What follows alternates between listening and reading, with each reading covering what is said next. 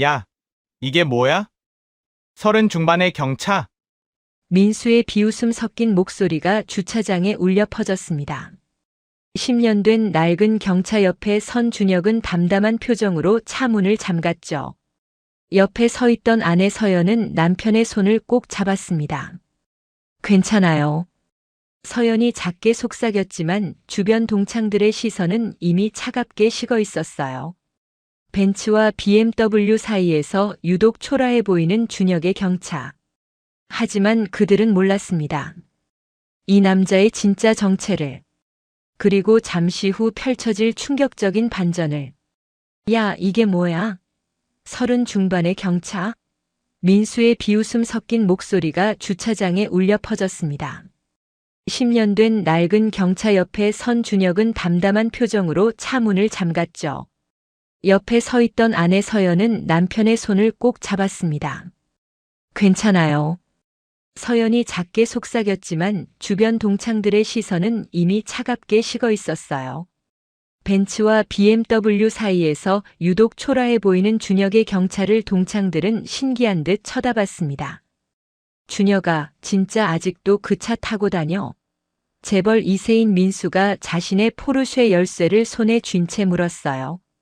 그의 옆에는 명품 드레스를 입은 아내가 서 있었죠. 편하거든. 준혁이 간단하게 대답했습니다. 편하긴 뭐가 편해. 우리 나이에 체면이라는 게 있지. 대기업 임원인 태준이 끼어들었어요. 그는 최신형 벤츠 S클래스를 타고 왔습니다. 서연은 남편의 옆에서 조용히 서 있었어요. 그녀도 평범한 원피스에 작은 핸드백만 들고 있었죠. 다른 동창 부인들이 에르메스와 샤넬 백을 들고 있는 것과는 대조적이었습니다. 아, 맞다. 준혁이 너 요즘 뭐하고 지내? 직장은 다녀? 민수가 물었어요. 그냥 회사 다녀. 어떤 회사인데? 작은 곳이야. 준혁의 간단한 대답에 동창들은 실망한 표정을 지었습니다. 에이, 준혁이 너 대학 때 공부 잘했잖아. 그런데 왜 그렇게 살아? 태준이 안타까운 척하며 말했어요. 하지만 그의 목소리에는 우월감이 묻어났죠. 준혁은 아무 대꾸 없이 호텔 입구로 걸어갔습니다. 서연도 조용히 그의 뒤를 따랐어요. 동창들은 뒤에서 수군거리며 따라왔습니다. 진짜 안 됐다. 준혁이 원래 집안이 어려웠잖아. 민수가 작은 목소리로 말했어요. 맞아. 대학 때도 장학금 받아서 다녔지. 그때부터 좀 그랬어. 태준도 거들었습니다. 그들의 대화는 의도적으로 크게 들리도록 말하는 것 같았어요. 서연은 입술을 꼭 깨물었습니다. 화가 났지만 참았죠. 엘리베이터를 타고 올라가는 동안 분위기는 무겁게 가라앉았어요. 민수의 아내가 서연을 힐끗 보더니 코웃음을 쳤습니다. 그 가방 어디 거예요? 노브랜드인가요? 아니면 인터넷 쇼핑몰? 그냥 오래 쓰던 거예요. 서연이 담담하게 대답했어요. 아, 그렇구나. 요즘은 명품 하나쯤은 있어야 하는데. 나는 남편이 생일 선물로 에르메스 버킨백 사줬거든요. 가격이 얼마인지 아세요? 서연은 대답하지 않았습니다. 준혁은 아내의 손을 꼭 잡아줬어요. 엘리베이터 문이 열리고 호텔 연회장이 나타났습니다. 화려한 샹들리에가 빛나고 있었고 이미 많은 동창들이 모여 있었어요. 모두들 명품으로 치장하고 고급 시계를 차고 있었습니다. 오, 준혁이다. 한 동창이 반갑게 손을 흔들었어요. 하지만 준혁의 차림새를 보고는 표정이 굳어졌죠. 평범한 셔츠에 청바지 그리고 운동화를 신고 있었거든요. 준혁아, 오랜만이야. 그런데 너 정장 안 입고 왔네? 오늘 동창회인데. 깜빡했어. 준혁이 미소 지으며 말했습니다. 동창들은 하나둘 모여들기 시작했어요. 그들의 시선은 호기심과 동정이 뒤섞여 있었습니다. 준혁의 검소한 차림새가 화제가 되기 시작했죠. 야, 준혁이 경차 타고 왔대. 진짜? 우리 나이에? 아직도 결혼 생활 힘든가 봐. 집도 전세라던데. 수군거리는 소리들이 여기저기서 들려왔어요. 서연은 남편을 걱정스럽게 쳐다봤습니다. 하지만 준혁은 전혀 개의치 않는 표정이었어요. 오히려 담담하게 주변을 둘러보고 있었죠.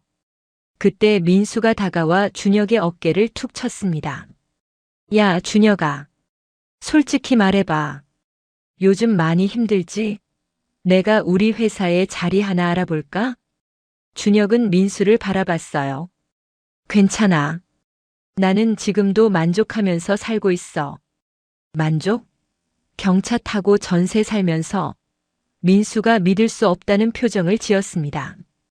돈이 전부는 아니잖아. 에이, 무슨 소리야. 돈이 없으면 아무것도 못해. 준혁이 너 현실을 좀 봐야 해. 태준도 다가왔어요. 준혁아, 민수 말이 맞아. 우리 나이면 어느 정도 성공했다는 걸 보여줘야지. 외제차도 타고 명품도 사고. 그게 어른의 책임이야. 준혁은 조용히 그들의 말을 듣고 있었습니다. 서연은 남편의 팔을 꼭 잡았어요. 화가 났지만 참아야 했죠. 이제 본격적인 식사 시간이 다가왔습니다. 동창들은 둥근 테이블에 둘러앉았어요. 준혁과 서연은 구석 자리에 앉았습니다. 민수와 태주는 중앙 테이블에 앉아 큰 소리로 떠들고 있었죠. 우리 회사 작년 매출이 5천억 넘었어. 올해는 조단이 갈 것 같아. 민수가 자랑스럽게 말했습니다. 대단하네. 나는 작년에 임원 승진했어. 연봉이 억대야. 태준도 질세라 자랑했어요. 동창들은 감탄사를 연발했습니다. 대단하다. 부럽다. 나도 그 정도는 되고 싶다. 칭찬이 쏟아졌죠. 그때 민수가 갑자기 준혁을 쳐다봤어요.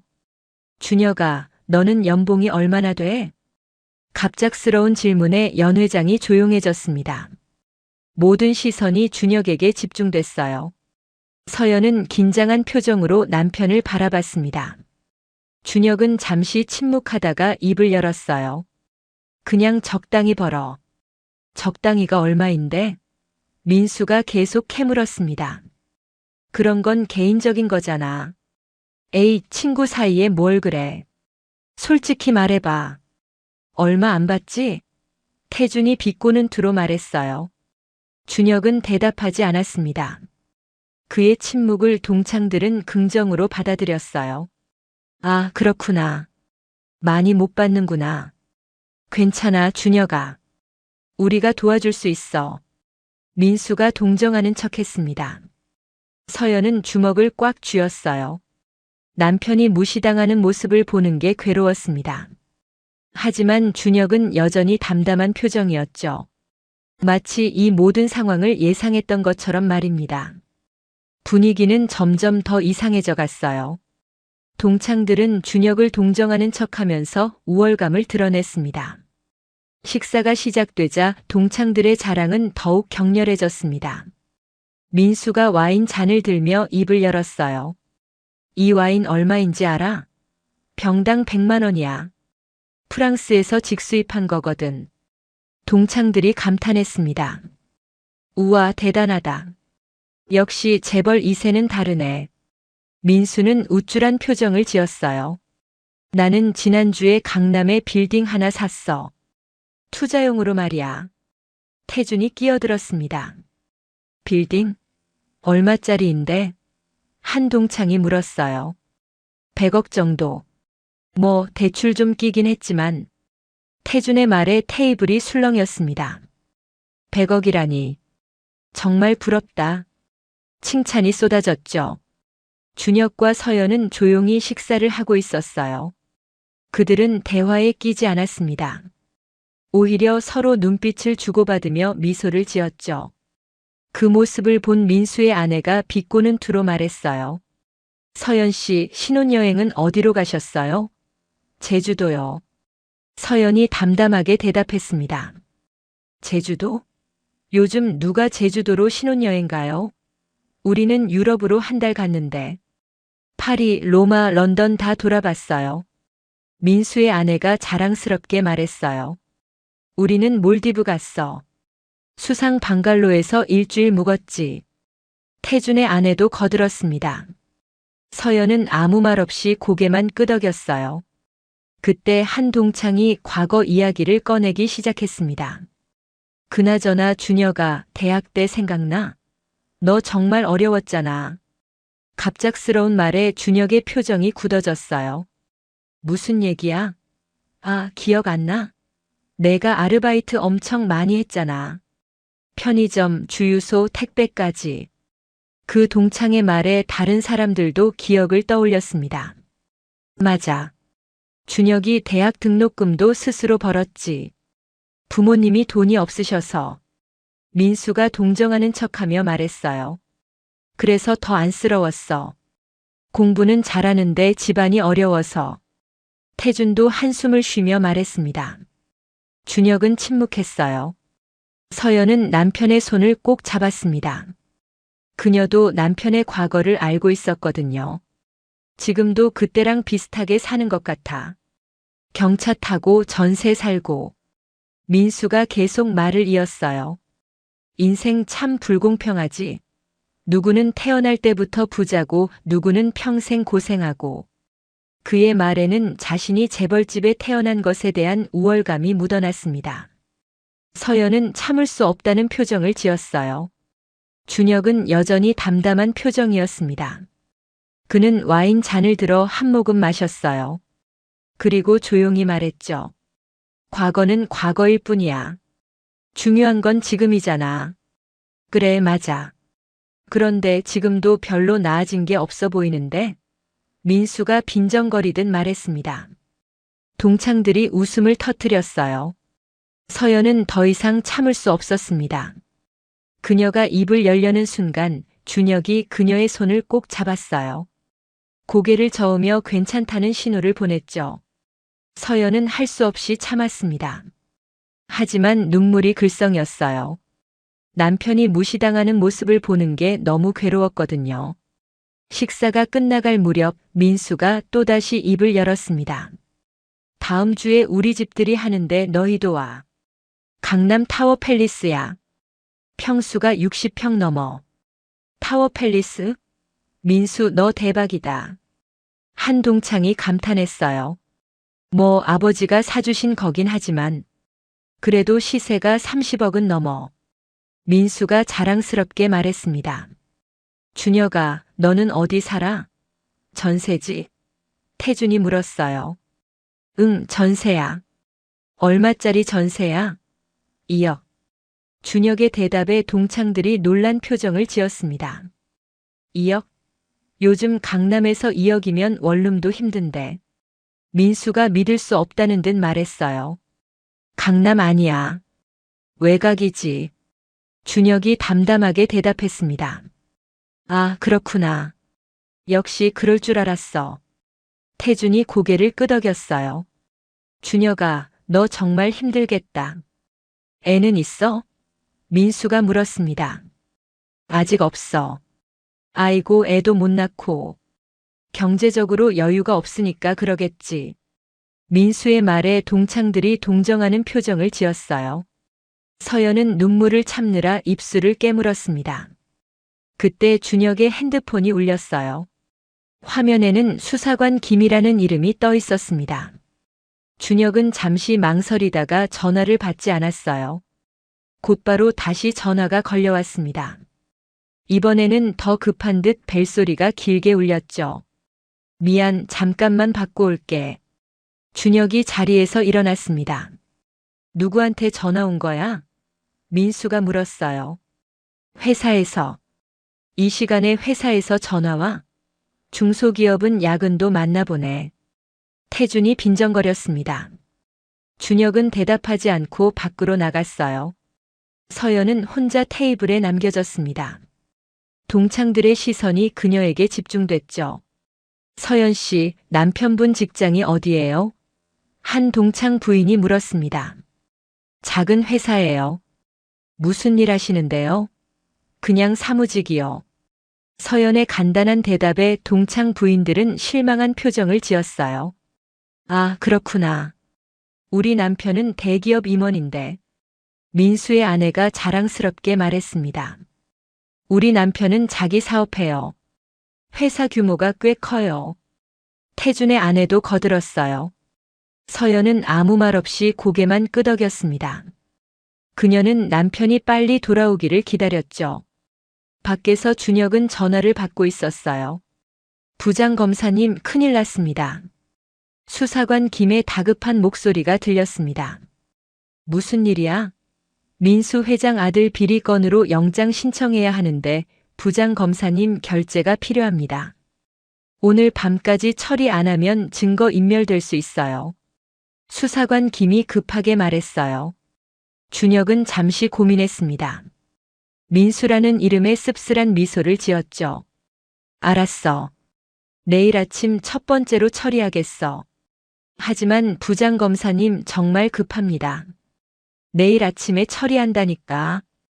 지금은 개인적인 약속이 있어서. 준혁이 단호하게 말했어요. 알겠습니다. 전화를 끊고 준혁은 한숨을 내쉬었습니다. 민수의 아버지 회사가 비리에 연루되어 있다는 사실을 알고 있었거든요. 하지만 오늘만큼은 그 일을 잊고 싶었어요. 연 회장으로 돌아가자 동창들이 궁금하다는 듯 쳐다봤습니다. 무슨 전화였어? 민수가 물었어요. 회사 일이야. 이 시간에도 일하네. 역시 중소기업은 힘들구나. 태준이 동정하는 척했습니다. 준혁은 자리에 앉았어요. 서연이 걱정스러운 눈빛으로 남편을 바라봤습니다. 분위기는 점점 더 냉랭해져 갔어요. 동창들은 계속해서 준혁을 무시하고 조롱했습니다. 준혁아, 솔직히 말해봐. 지금 비리지? 갑작스러운 민수의 질문에 테이블이 조용해졌어요. 왜 그렇게 생각해? 준혁이 차분하게 물었습니다. 경차 타고 전세 살고 명품 하나 없고 빚 없으면 이렇게 못 살지. 민수의 말에 동창들이 고개를 끄덕였어요. 맞아. 요즘 젊은 부부들 빚 없는 사람이 어디 있어. 한 동창이 거들었습니다. 준혁아, 우리한테 솔직하게 말해. 얼마나 빚이 있어? 도와줄 수 있으면 도와줄게. 태준이 말했어요. 하지만 그의 목소리에는 진심이 없었습니다. 오히려 우월감만 가득했죠. 준혁은 조용히 와인을 마시고 있었어요. 동창들의 질문 공세에도 침착함을 잃지 않았습니다. 서연은 남편의 그런 모습이 대견하면서도 안타까웠어요. 빚은 없어. 준혁이 간단하게 대답했습니다. 정말? 그럼 왜 이렇게 검소하게 살아? 민수가 믿지 못하겠다는 표정으로 물었어요. 그냥 내 스타일이야. 화려한 게 좋은 건 아니잖아. 준혁의 말에 태준이 코웃음을 쳤습니다. 화려한 게 좋은 게 아니라고. 준혁아, 그건 돈 없는 사람들이 하는 소리야. 돈 있으면 누구나 좋은 차 타고 싶어 하고 좋은 집에서 살고 싶어 해. 그의 말에 동창들이 동조했어요. 맞아. 검소한 척 하지 마. 솔직히 돈 없어서 그렇게 사는 거잖아. 한 동창이 직설적으로 말했습니다. 준혁은 미소를 지었어요. 그래, 너희들이 그렇게 생각하고 싶으면 그렇게 생각해. 준혁의 태도에 민수가 짜증을 냈습니다. 야, 준혁아. 우리가 걱정해서 하는 소린데 왜 그렇게 나와? 걱정? 지금까지 한 말들이 걱정처럼 들렸어? 준혁이 처음으로 날카로운 톤으로 말했어요. 순간 테이블이 조용해졌습니다. 동창들은 당황한 표정을 지었죠. 무슨 소리야? 우리가 친구로서 충고해주는 건데. 태준이 변명했습니다. 충고와 무시는 다르잖아. 준혁이 차분하게 말했어요. 에이, 예민하게 굴지 마. 우리가 언제 무시했어? 민수가 어이없다는 표정을 지었습니다. 아까부터 계속 무시했잖아. 경차 타고 다닌다고, 전세 산다고, 명품 없다고. 준혁의 말에 동창들은 입을 다물었어요. 뭔가 찔리는 게 있었거든요. 그때 준혁의 핸드폰이 또다시 울렸습니다. 이번에는 검찰청이라는 이름이 화면에 떠올랐어요. 준혁은 재빨리 전화를 거절했습니다. 하지만 동창들은 이미 화면을 봤죠. 검찰청? 준혁아, 너 무슨 일 있어? 민수가 의아한 표정으로 물었어요. 아니, 아무것도 아니야. 그냥 스팸 전화인 것 같아. 준혁이 대수롭지 않게 대답했습니다. 스팸이 검찰청이라고 뜨나? 태준이 의심스럽다는 듯 물었어요. 요즘 스팸 전화 발신자 이름 마음대로 설정하잖아. 준혁의 설명에 동창들은 고개를 끄덕였습니다. 하지만 여전히 의심스러운 표정이었어요. 서연은 남편의 손을 꼭 잡았습니다. 그녀는 남편이 무슨 생각을 하는지 알고 있었거든요. 식사가 끝나고 자유시간이 주어졌어요. 동창들은 삼삼오오 모여 이야기를 나눴습니다.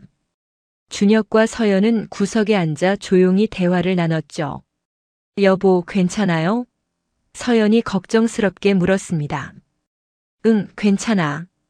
예상했던 일이야. 준혁이 미소 지으며 대답했어요. 왜 진실을 말하지 않아요? 이렇게 무시당하면서. 서연이 답답하다는 표정으로 물었습니다. 아직 때가 아니야. 조금만 더 기다려봐. 준혁이 아내의 손을 꼭 잡았어요. 서연은 남편을 믿기로 했습니다. 그가 뭔가 계획이 있다는 걸 알았거든요. 그때 민수가 다가왔습니다. 준혁아, 너 진짜 우리 회사에 취직하고 싶지 않아? 내가 아버지한테 부탁하면 자리 하나 만들어줄 수 있어. 민수의 제안에 준혁은 고개를 저었어요. 괜찮아. 나는 지금 하는 일이 좋아. 좋기는 뭐가 좋아. 돈도 별로 안 주는데. 민수가 안타까운 척하며 말했습니다. 돈이 전부는 아니잖아. 준혁의 말에 민수가 웃음을 터뜨렸어요. 또 그 소리야. 준혁아, 현실 좀 봐. 돈 없으면 아무것도 못해. 너 지금 당장 급한 돈 필요하면 어떻게 할 거야? 나한테 빌릴 거야? 민수의 말투에는 우월감이 가득했습니다. 준혁은 대답하지 않았어요. 그때 연회장 문이 열리며 정장을 입은 두 남자가 들어왔습니다. 그들은 주변을 둘러보더니 준혁을 발견하고는 곧장 다가왔어요. 부장검사님, 여기 계셨군요. 한 남자가 경례를 하며 말했습니다. 순간 연회장이 조용해졌어요. 모든 동창들의 시선이 준혁에게 집중됐습니다. 부장검사. 민수가 믿을 수 없다는 표정으로 중얼거렸어요. 태준도 얼어붙은 표정으로 준혁을 바라봤습니다. 다른 동창들도 마찬가지였죠. 수사관 김, 여기서 뭐 하는 거야? 준혁이 난처한 표정으로 물었습니다. 죄송합니다. 하지만 정말 급한 일이라서요. 민수 회장 관련 영장 건입니다. 민수 회장? 민수의 얼굴이 새하얘졌어요. 그의 아버지 이름이었거든요. 준혁은 한숨을 내쉬었습니다. 알았어. 잠깐만 나가서 이야기하자. 아니요, 부장검사님. 여기서 말씀드려도 됩니다. 이미 공개 수사 단계라서요. 수사관 김이 말했어요. 준혁은 어쩔 수 없다는 표정을 지었습니다. 다른 수사관이 서류 가방을 열어 서류를 꺼냈어요. 민수 회장 비자금 조성 건으로 내일 아침 영장 집행 예정입니다. 부장검사님, 결제가 필요합니다. 그의 말에 민수가 벌떡 일어섰어요. 잠깐, 지금 무슨 소리야? 준혁이 너 검사야? 민수의 목소리는 떨리고 있었습니다. 동창들도 하나둘 일어서기 시작했어요. 믿을 수 없다는 표정으로 준혁을 바라봤죠. 태주는 얼굴이 창백해져 있었습니다. 그의 회사도 민수 회장 계열사와 거래를 하고 있었거든요. 준혁은 천천히 일어섰어요. 그리고 동창들을 바라보며 입을 열었습니다. 미안해. 사실을 숨긴 것. 나는 서울중앙지검 부장검사야. 준혁의 고백에 연 회장이 술렁거렸어요. 동창들은 서로를 바라보며 당황해했습니다. 부장검사라니. 방금 전까지 무시하고 조롱했던 사람이 알고 보니 고위 검사였던 거예요. 민수는 주저앉을 것 같은 표정을 지었습니다. 준혁아, 아니 검사님. 우리 아버지가 무슨 잘못을? 민수가 떨리는 목소리로 물었어요. 비자금 조성, 탈세, 횡령. 혐의가 여러 가지야. 증거도 충분하고. 준혁이 차분하게 대답했습니다. 그럴 리 없어. 우리 아버지가 그럴 분이 아니야. 민수가 부정했지만 목소리에 힘이 없었어요. 증거는 검찰이 다 확보했어. 내일 아침 영장 집행하면 다 드러날 거야. 준혁의 말에 민수는 절망적인 표정을 지었습니다. 태준도 얼굴이 하얗게 질렸어요. 그의 회사가 민수 회장 계열사와 불법 거래를 했던 사실이 떠올랐거든요. 준혁아, 아니, 부장검사님. 우리 회사는 괜찮겠죠? 태준이 떨리는 목소리로 물었습니다. 준혁은 태준을 바라봤어요. 그의 눈빛은 차갑게 식어 있었습니다. 태준의 회사도 조사 대상이야. 민수 회장 계열사와 불법 리베이트 주고받은 정황이 있거든. 준혁의 말에 태준이 주저앉았어요. 그는 완전히 넋이 나간 표정이었습니다. 다른 동창들도 충격에 빠졌죠. 부장검사님, 서류 좀 확인해 주시겠습니까? 수사관 김이 서류를 건넸어요. 준혁은 서류를 받아 꼼꼼히 확인했습니다. 몇 분간 침묵이 흘렀죠. 동창들은 숨을 죽이고 그 모습을 지켜봤어요. 알겠어. 결제하겠어.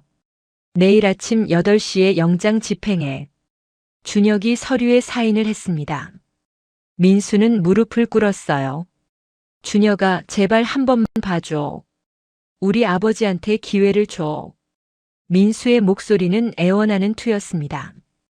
방금 전까지 준혁을 무시하고 조롱했던 그 사람이 맞나 싶을 정도였죠. 민수야, 이건 개인적인 감정으로 처리할 수 있는 일이 아니야. 법 앞에서는 모두가 평등해. 준혁이 단호하게 말했습니다. 제발, 제발 부탁이야. 우리 가족이 망하게 생겼어. 민수가 계속 애원했어요. 준혁은 고개를 저었습니다. 내가 지은 죄가 아니니까 너무 걱정하지 마. 다만 내 아버지는 법의 심판을 받아야 해. 준혁의 말에 민수는 완전히 무너졌어요. 그는 바닥에 주저앉아 머리를 감싸 쥐었습니다. 태준도 다가와 무릎을 꿇었어요. 부장검사님, 우리 회사는 정말 몰랐습니다. 민수 회장 쪽에서 먼저 제안한 거였어요. 태준의 변명에 준혁은 차갑게 웃었습니다. 몰랐다고? 내가 직접 사인한 서류가 수십 장이야. 어떻게 몰랐다고 할 수 있어? 준혁의 지적에 태준은 할 말을 잃었어요. 다른 동창들도 하나둘 다가와 사과하기 시작했습니다. 부장검사님, 저희가 정말 잘못했습니다. 몰라봬서 죄송합니다.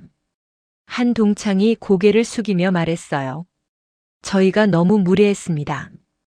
용서해 주십시오. 다른 동창도 사과했습니다. 준혁은 그들을 차례로 바라봤어요. 여러분, 고개 드세요. 나는 여러분한테 사과받으려고 신분을 밝힌 게 아니에요. 준혁의 말에 동창들은 당황한 표정을 지었습니다. 그럼 왜? 한 동창이 물었어요. 오늘 여러분이 저한테 한 행동들을 생각해 보세요. 사람을 겉모습으로 판단하고 돈으로 평가하고 과거를 들춰내며 무시했잖아요. 준혁이 차분하게 말했습니다. 동창들은 고개를 숙였어요. 그들도 자신들의 행동이 잘못됐다는 걸 알았거든요. 진정한 친구라면 그런 식으로 대하면 안 돼요. 경제적 상황이나 사회적 지위가 아니라 그 사람 자체를 봐야죠. 준혁의 말에 연 회장이 조용해졌습니다. 동창들은 부끄러운 표정으로 서 있었어요. 서연이 남편 옆으로 다가왔습니다. 그녀는 자랑스러운 눈빛으로 준혁을 바라봤어요. 준혁은 아내의 손을 꼭 잡았습니다. 저는 일부러 검소하게 살았어요. 진짜 친구가 누구인지 알고 싶었거든요.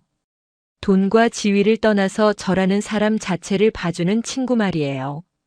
준혁의 고백에 동창들은 더욱 부끄러워했습니다. 하지만 오늘 깨달았어요. 진짜 친구는 여기 없다는 걸. 준혁의 말이 동창들의 가슴을 찔렀어요. 부장검사님 정말 죄송합니다. 저희가 너무 어리석었습니다. 민수가 다시 무릎을 꿇으며 사과했어요. 하지만 준혁은 그를 일으켜 세우지 않았습니다. 수사관 김이 조심스럽게 말했어요. 부장검사님 이제 가보시죠. 내일 일정이 빡빡합니다. 알았어. 준혁이 고개를 끄덕였습니다. 그는 동창들을 마지막으로 바라봤어요.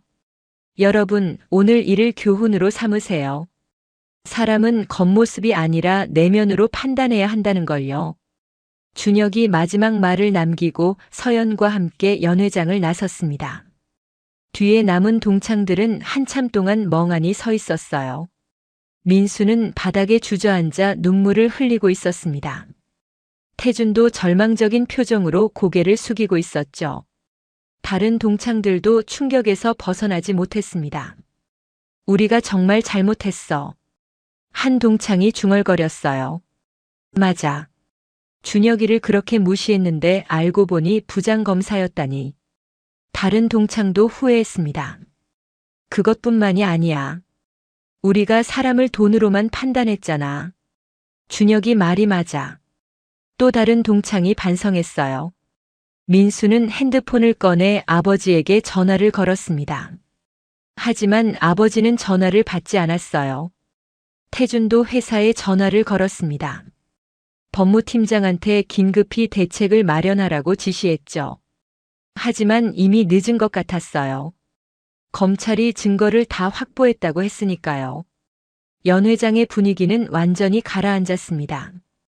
화려했던 동창회는 비참한 결말을 맞이했어요. 동창들은 하나둘 자리를 떠나기 시작했습니다. 민수는 마지막까지 연회장에 남아 있었어요. 그는 준혁에게 전화를 걸었습니다. 하지만 준혁은 전화를 받지 않았죠. 민수는 문자를 보냈어요. 준혁아, 정말 미안해. 내가 너무 잘못했어. 제발 한 번만 더 기회를 줘. 하지만 답장은 오지 않았습니다. 민수는 절망에 빠졌어요. 준혁과 서연은 호텔을 나와 주차장으로 향했습니다. 수사관 김과 다른 수사관이 함께 따라왔어요. 부장검사님, 차로 모셔다 드릴까요? 수사관 김이 물었습니다. 아니야, 괜찮아. 우리 차로 갈게. 준혁이 경찰을 가리키며 말했어요. 수사관들은 놀란 표정을 지었습니다. 부장검사님께서 이런 차를 타고 다니신다니 믿기지 않습니다. 수사관 김이 솔직하게 말했어요. 차는 그냥 이동수단일 뿐이야. 중요한 건 어떤 사람인가지. 준혁의 말에 수사관들이 고개를 끄덕였습니다. 역시 부장검사님이십니다. 존경스럽습니다. 그들은 경례를 하고 돌아갔어요. 차에 탄 준혁과 서연은 잠시 침묵했습니다.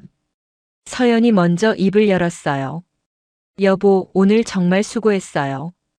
당신이 자랑스러워요.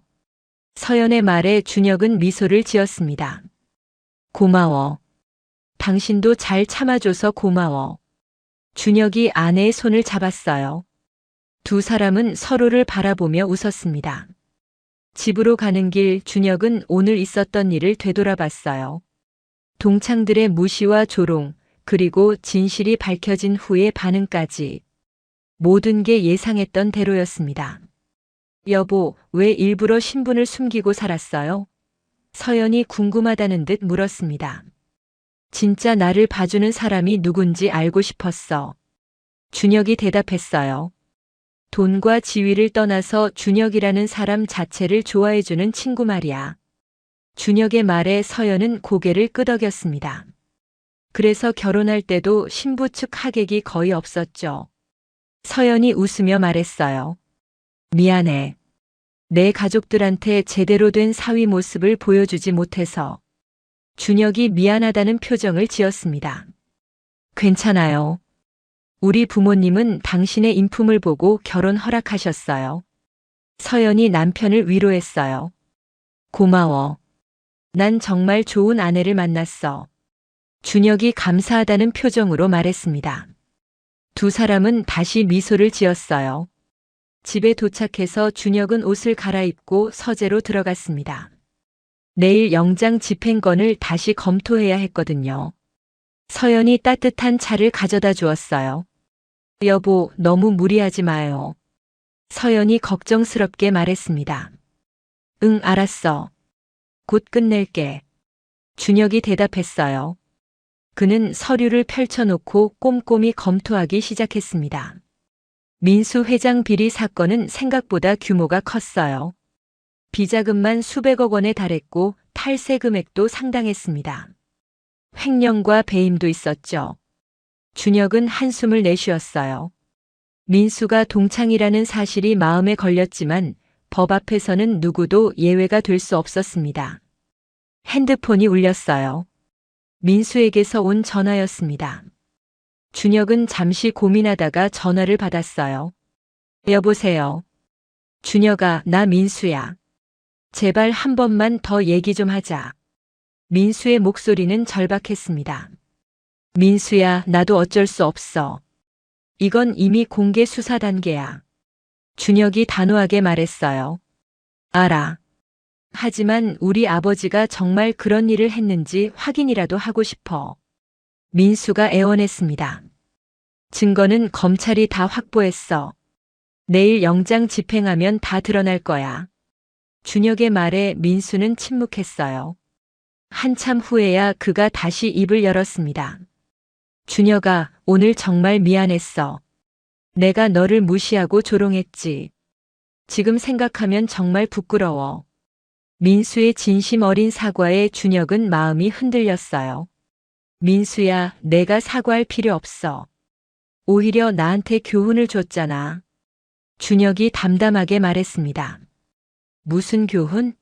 사람을 겉모습으로 판단하면 안 된다는 거. 돈과 지위가 그 사람의 전부가 아니라는 거. 준혁의 말에 민수는 또다시 침묵했어요. 준혁아, 우리 다시 친구할 수 있을까? 민수가 조심스럽게 물었습니다. 그건 내가 어떻게 변하느냐에 달려 있어. 진심으로 반성하고 바뀐다면 가능하겠지. 준혁의 대답에 민수는 희망을 가졌어요. 알겠어. 나 정말 바뀔게. 오늘 일을 잊지 않을게. 민수가 진지하게 말했습니다. 전화를 끊고 준혁은 창밖을 바라봤어요. 서울의 야경이 아름답게 펼쳐져 있었습니다. 죄송합니다. 다음 날 아침 준혁은 평소보다 일찍 일어났습니다. 오늘은 중요한 날이었어요. 민수 회장 관련 영장을 집행하는 날이었거든요. 서연이 아침 식사를 준비하며 남편을 바라봤습니다. 여보, 오늘 힘든 하루가 될 것 같은데 괜찮겠어요? 서연의 걱정 어린 목소리에 준혁은 고개를 끄덕였죠. 괜찮아. 이게 내일이니까. 준혁은 정장을 차려입고 넥타이를 메었어요. 평소 검소한 옷차림과는 달리 오늘만큼은 단정한 모습이었습니다. 검찰청으로 향하는 차 안에서 준혁은 어젯밤 민수와의 통화를 떠올렸어요. 친구였던 그가 무릎 꿇고 사정하던 모습이 눈앞에 아른거렸죠. 하지만 법 앞에서는 누구도 예외가 될 수 없었습니다. 준혁은 한숨을 내쉬며 창밖을 바라봤어요. 검찰청에 도착하자 수사관 김이 서류 가방을 들고 기다리고 있었습니다. 부장검사님, 준비 다 됐습니다. 영장 집행팀도 대기 중이에요. 준혁은 회의실로 들어가 최종 브리핑을 받았어요. 민수 회장의 비자금 규모는 상상을 초월했습니다. 수백억 원대의 탈세와 횡령, 그리고 불법 정치 자금까지. 증거는 명확했죠. 부장검사님, 언론에서 벌써 난리입니다. 민수그룹 측에서 기자회견 준비 중이라고 하네요. 수사관 김이 태블릿을 보여주며 말했습니다. 화면에는 이미 속보가 떠 있었어요. 준혁은 담담하게 고개를 끄덕였죠. 오전 8시 영장 집행팀이 민수 회장의 자택으로 출발했습니다. 준혁도 함께 동행했어요. 강남의 고급 주택가 민수네 집 앞에는 이미 기자들이 진을 치고 있었죠. 카메라 플래시가 터졌습니다. 준혁은 무표정한 얼굴로 정문을 통과했어요. 경비원이 당황한 표정으로 막아섰지만 영장을 보여주자 물러섰죠. 대문이 열리고 넓은 정원이 펼쳐졌습니다. 현관에서 민수가 나왔어요. 그의 얼굴은 밤새 울었는지 퉁퉁 부어 있었습니다. 준혁아, 제발. 민수가 다가왔지만 준혁은 차갑게 말했죠. 민수야, 비켜. 이건 공무집행이야. 수사관들이 집 안으로 들어가기 시작했습니다. 민수는 무너진 표정으로 그 모습을 지켜봤어요. 곧이어 안쪽에서 민수의 아버지가 나타났죠. 칠순이 넘은 민수 회장은 여전히 당당한 모습이었습니다. 당신이 담당 검사인가? 민수 회장이 준혁을 향해 물었어요. 서울중앙지검 부장검사 강준혁입니다. 준혁이 명함을 건넸죠. 민수 회장은 명함을 받아보더니 냉소를 띄었습니다. 젊은 검사가 날 잡겠다고. 증거가 있으면 해보시지. 그의 오만한 태도에 수사관들이 인상을 찌푸렸어요. 하지만 준혁은 흔들림이 없었습니다. 증거는 충분합니다. 지금부터 압수수색을 시작하겠습니다. 수사관들이 서재와 침실, 지하 금고까지 샅샅이 뒤지기 시작했어요. 민수 회장은 소파에 앉아 팔짱을 낀 채 지켜봤습니다. 민수는 아버지 옆에서 불안한 표정으로 서 있었죠. 준혁은 서재로 들어가 직접 서류들을 확인했어요. 비자금 조성 관련 장부, 차명 계좌 내역, 정치인들과 주고받은 메모까지. 모든 게 그대로 나왔습니다.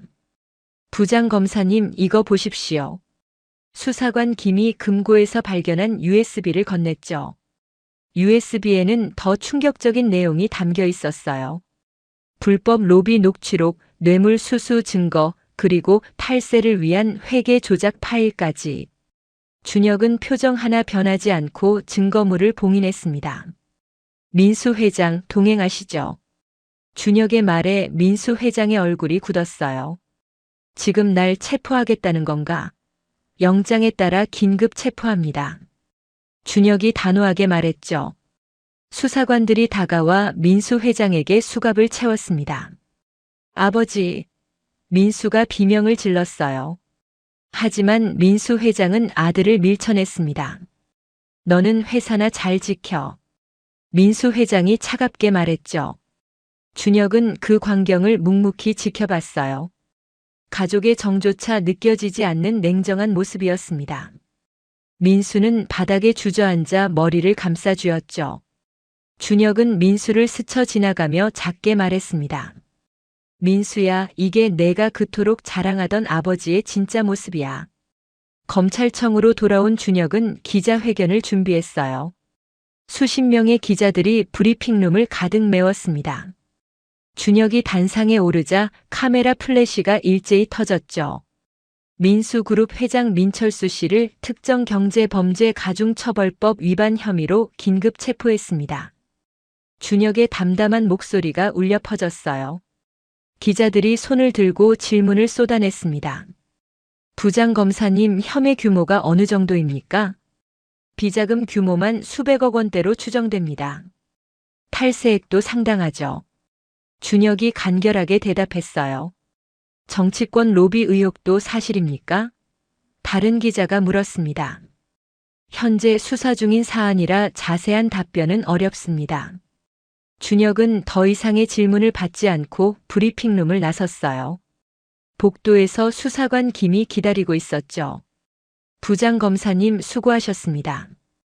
그날 저녁 준혁은 퇴근 후 집으로 돌아왔습니다. 현관문을 열자 서연이 반갑게 맞아주었어요. 여보, 수고했어요. 뉴스 봤어요.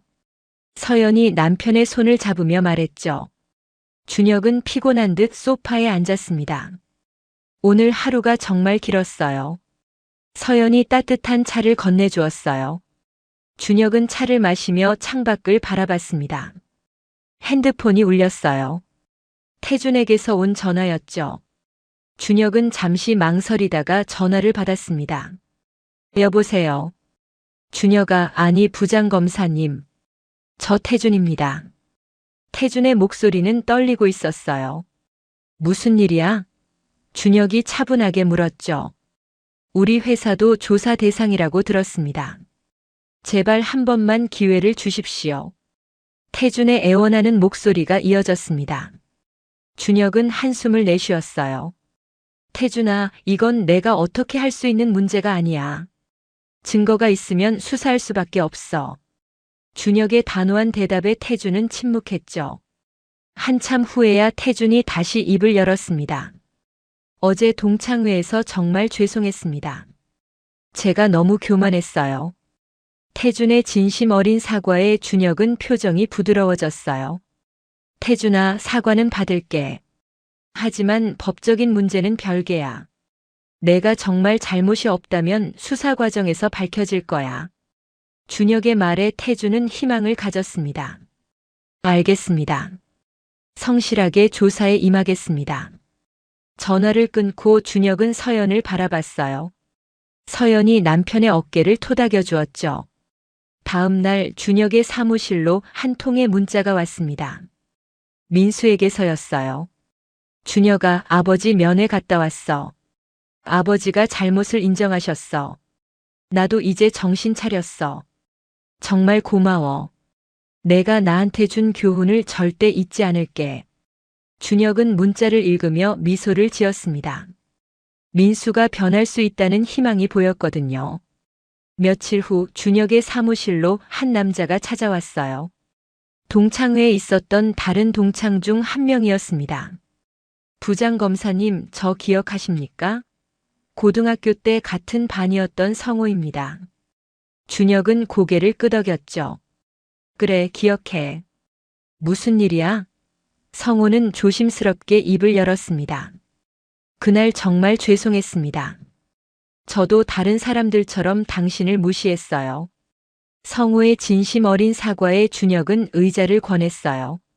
앉아. 성우가 앉자 준혁이 물었습니다. 그런데 왜 찾아왔어?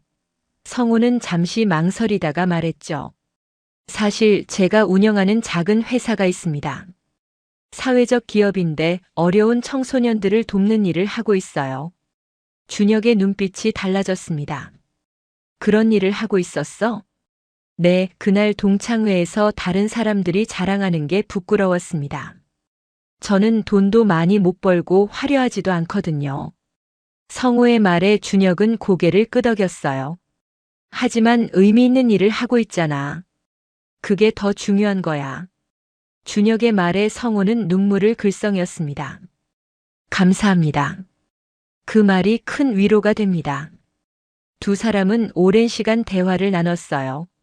성우는 자신이 하고 있는 일에 대해 자세히 설명했습니다. 준혁은 진심으로 감탄했죠. 성우야, 나도 도울 수 있는 게 있으면 말해. 준혁의 제안에 성우는 감격했어요. 정말요? 그럼 법률 자문을 좀 받을 수 있을까요? 물론이지. 언제든지 연락해. 준혁이 흔쾌히 대답했습니다. 성우가 돌아간 후 준혁은 생각에 잠겼어요. 동창회에서 만난 사람들 중에도 성우처럼 진짜 가치 있는 일을 하는 사람이 있었구나. 그날 저녁 준혁은 서연에게 성우 이야기를 들려주었습니다. 여보, 오늘 좋은 사람을 만났어요. 서연이 궁금하다는 표정을 지었죠. 누구예요? 준혁이 성우의 이야기를 자세히 들려주었습니다. 서연도 감동했어요. 그런 일을 하고 있었다니. 정말 대단하네요. 우리도 뭔가 도울 수 있으면 좋겠어요. 서연의 말에 준혁은 고개를 끄덕였습니다. 그래, 우리 함께 도와주자. 두 사람은 성우의 사회적 기업을 돕기로 결심했어요. 다음 주말 준혁과 서연은 성우의 사무실을 방문했습니다. 작은 사무실이었지만 벽에는 아이들의 그림과 감사 편지가 가득했어요. 준혁과 서연은 감동했습니다. 성우가 반갑게 맞아주었죠. 어서 오세요. 준혁은 주변을 둘러보며 물었어요. 여기서 어떤 일을 하는 거야? 성우가 자세히 설명하기 시작했습니다. 저희는 가정 형편이 어려운 청소년들에게 무료 교육과 멘토링을 제공합니다. 또 직업 훈련도 시켜서 자립할 수 있도록 돕고 있어요. 성우의 설명에 서연이 질문했습니다. 운영 자금은 어떻게 마련하세요? 주로 후원금으로 운영하는데 사실 늘 부족한 편이에요. 성우가 솔직하게 대답했죠. 준혁은 서연과 눈빛을 주고받았습니다. 두 사람은 이미 마음을 정한 것 같았어요. 성우야, 우리가 정기 후원을 하고 싶어. 준혁의 말에 성우는 놀란 표정을 지었습니다. 정말요? 그럴 필요 없는데. 아니야, 우리가 하고 싶어서 하는 거야. 서연도 거들었어요. 정말 감사합니다. 성우가 깊이 고개를 숙였죠. 준혁과 서연은 그날부터 매달 후원금을 보내기 시작했습니다. 한편 민수는 아버지의 재판을 지켜보며 많은 것을 깨달았어요. 돈과 권력이 전부가 아니라는 것, 진짜 중요한 건 사람의 됨됨이라는 것. 민수는 준혁에게 다시 연락했습니다. 준혁아, 나도 뭔가 의미 있는 일을 하고 싶어. 조언 좀 해줄 수 있어? 준혁은 기쁜 마음으로 대답했죠. 물론이지. 언제 한번 만나자. 두 사람은 카페에서 만났어요. 민수는 많이 달라져 있었습니다. 예전의 오만한 모습은 사라지고 겸손한 태도로 변해 있었죠. 준혁아, 이번 일로 정말 많이 반성했어. 나는 돈만 있으면 다 되는 줄 알았어. 민수의 고백에 준혁은 조용히 귀를 기울였습니다. 하지만 아버지가 감옥에 가고 주변 사람들이 다 떠나고 나서야 깨달았어. 진짜 친구가 누군지, 진짜 가치가 뭔지. 민수의 눈에는 눈물이 맺혀 있었어요. 준혁은 민수의 어깨를 두드려 주었습니다. 민수야, 늦지 않았어. 지금부터라도 바르게 살면 돼. 준혁의 위로에 민수는 고개를 끄덕였죠. 고마워, 준혁아. 너 같은 친구가 있어서 다행이야. 두 사람은 오랜 시간 이야기를 나눴습니다. 1년이 흘렀습니다. 준혁과 서연은 여전히 그 경차를 타고 다녔어요. 하지만 이제는 아무도 그들을 무시하지 않았죠. 오히려 준혁의 검소한 삶이 화제가 되었습니다. 고위 검사면서도 명품 하나 없이 소박하게 산다는 사실이 언론에 알려졌거든요. 준혁은 여전히 자신의 신념을 지키며 살고 있었습니다. 어느 토요일 오후 준혁의 핸드폰에 단체 문자가 왔어요. 동창회 공지였습니다. 이번에는 작은 모임으로 조촐하게 만나자는 내용이었죠. 여보, 동창회 또 한대요. 이번엔 갈 거예요? 서연이 물었습니다. 준혁은 잠시 고민하다가 고개를 끄덕였어요. 응, 가보자. 이번엔 다를 것 같아. 두 사람은 다시 그 경차를 타고 모임 장소로 향했습니다. 이번 장소는 작은 카페였어요. 화려한 호텔이 아니라 동네 카페였죠. 준혁과 서연이 도착하자 이미 몇몇 동창들이 와 있었습니다. 준혁아, 성우가 반갑게 손을 흔들었어요. 민수도 있었습니다. 그는 예전처럼 명품으로 치장하지 않았어요. 평범한 청바지에 티셔츠 차림이었죠. 준혁아, 오랜만이야. 민수가 악수를 청했습니다. 준혁은 민수의 손을 잡았어요. 민수야, 잘 지냈어? 응, 요즘 아버지 면회 자주 다니면서 많이 생각하고 있어. 민수의 대답에는 진심이 담겨 있었습니다. 태준도 왔어요. 그는 수사를 받았지만 큰 혐의가 없어서 무혐의 처분을 받았죠. 준혁아, 그때 정말 고마웠어. 덕분에 정신 차렸어. 태준이 진심으로 감사 인사를 했습니다. 동창들이 하나둘 모이기 시작했어요. 이번에는 분위기가 완전히 달랐습니다. 누구도 자랑하거나 과시하지 않았어요. 오히려 서로의 안부를 진심으로 묻고 격려했죠. 준혁아, 요즘 일은 어때? 한 동창이 물었습니다. 바쁘지. 그래도 보람 있어. 준혁이 담담하게 대답했어요. 민수가 입을 열었습니다. 나는 요즘 봉사활동 다니고 있어. 정말? 민수가? 한 동창이 놀라며 물었어요. 응, 성우 소개로 시작했는데 생각보다 재밌어. 민수의 말에 성우가 거들었습니다. 민수가 정말 열심히 해요. 아이들도 민수를 좋아하고요. 성우의 말에 동창들이 박수를 쳤어요. 민수는 부끄러운 듯 웃었습니다. 태준도 근황을 전했어요. 나는 회사 규모를 줄였어. 대신 직원 복지에 더 신경 쓰고 있지. 좋은 결정이야. 준혁이 격려했습니다. 모임 분위기는 점점 따뜻해졌어요. 예전처럼 경쟁하거나 비교하는 대신 서로를 응원하고 격려했죠. 그때 한 동창이 조심스럽게 입을 열었습니다. 사실 고백할 게 있어.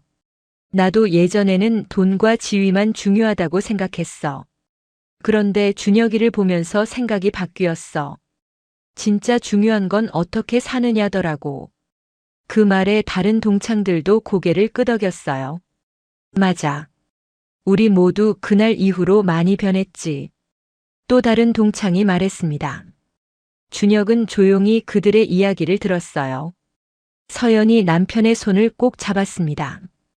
여러분, 솔직히 그날 일은 나한테도 교훈이었어요. 나 역시 사람들이 나를 어떻게 볼지 시험해보고 싶었거든. 준혁이 처음으로 속마음을 털어놨습니다. 정말 친구가 누구인지 진짜 가치가 뭔지 알고 싶었어. 그리고 그날 확실히 깨달았죠. 겉모습으로 사람을 판단하는 게 얼마나 잘못된 건지. 준혁의 고백에 동창들은 숙연해졌습니다. 민수가 미안한 표정으로 말했어요. 준혁아, 그날 우리가 정말 잘못했어. 하지만 덕분에 인생에서 가장 중요한 교훈을 얻었어. 진심으로 고마워. 민수의 말에 다른 동창들도 동의했습니다. 맞아. 준혁이가 우리한테 큰 선물을 준 거야. 태준이 거들었어요. 준혁은 미소를 지었습니다. 선물이라니 과한 표현이야.